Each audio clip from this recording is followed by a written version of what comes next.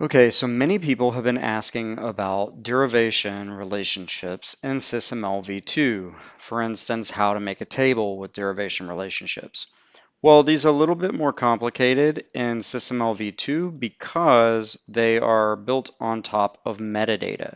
So if we just go, if we just go here and I control click, it'll take you to the metadata for derivation. So we can see um, that it is actually a connection usage, and it is being the SysML v1 term for this would be stereotyped. In SysML v2, we have a more specific semantic metadata that we can apply to this. So whenever we see that pound symbol, we know that we're using semantic metadata. Okay, so metadata is a little bit more challenging for tables. So what we could do is we're going to search the model for all of the connection usages, and then based off of that, find we'll find their endpoints and compare that endpoint to what the row element is. So for instance, this sys requirement here, I'm going to search all of the derivation connections, and if its endpoint is sys requirement, then I know that I've found this derive requirement here. Now it's a little bit more in depth than that, but we're not going to go into the details. You will be able to have access to this model after the fact so that you could create your own derivation table. Um, but if you want to see the details of the textual notation, they're here. I'm going to do a quick overview. I've created a view definition called derivation table, and I'm reusing the regular requirements table. And then I'm filtering out any non-essential elements. So this would be like the endpoints, because if I have that connection within the scope, it'll have some endpoint references that I do not want in my table. So I'm filtering them out using that. Okay, and then I have a couple of different calculations. So I take the row element, make sure it's a requirement usage, and then I pass it through this find derivations function. And this actually passes it through the find connections function, and the find connections will search the model for all the connections based off of the context I set here. And the context is currently this hard-coded to be this root namespace. So if you want it to be something, if you want to reuse this in other contexts, you're going to need to change this whenever you utilize it in your model. The next thing it does is it essentially takes that list of connections, and then it says, it grabs its target feature.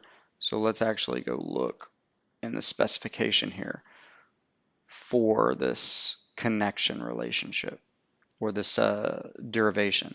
So we go and we grab its target feature, which in this case is a reference to system requirement. So then if we go here, we could just to make it simple, we can get the feature target.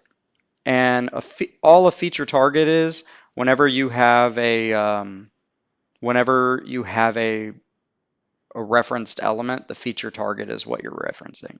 So you'll see that when we actually go to that target.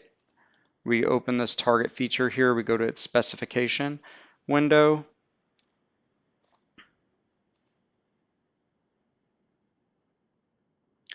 and we go to feature target, and we see that it's actually pointing to that system requirement 2 here. So now we make sure that this matches the row element.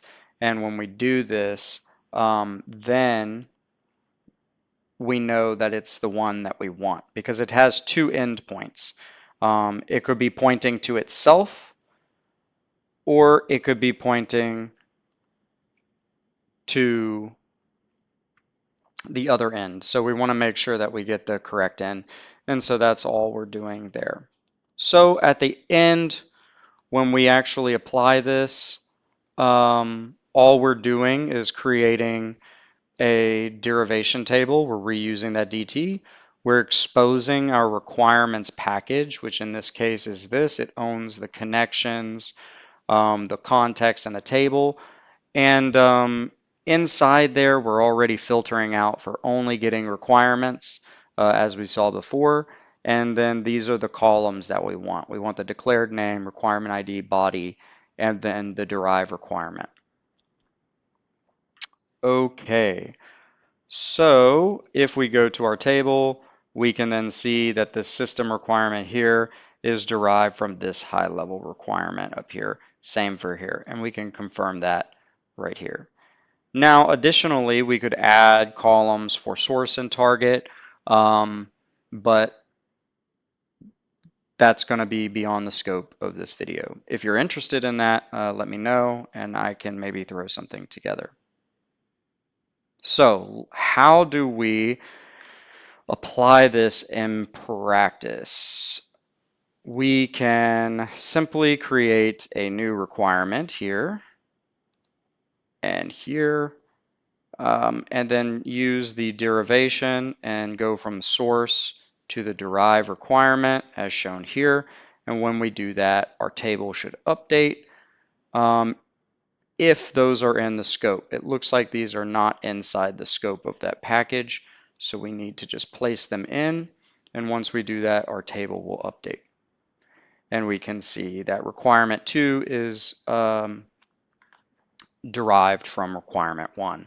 As shown here. Requirement 2 is the derive of the original requirement. Okay.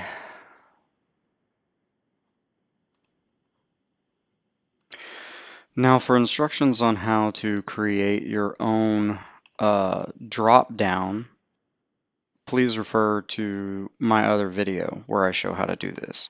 But essentially, I want to apply this. I've created some requirements here. If I want to go ahead and right-click, and I'm going to select Custom Tables, when I do that, it's automatically going to create my requirement table. And then all I just have to do is put in my requirement scope. I could do this through the textual notation. That would be more efficient. But I'm going to just do an individual expose for each of these by dragging and dropping them.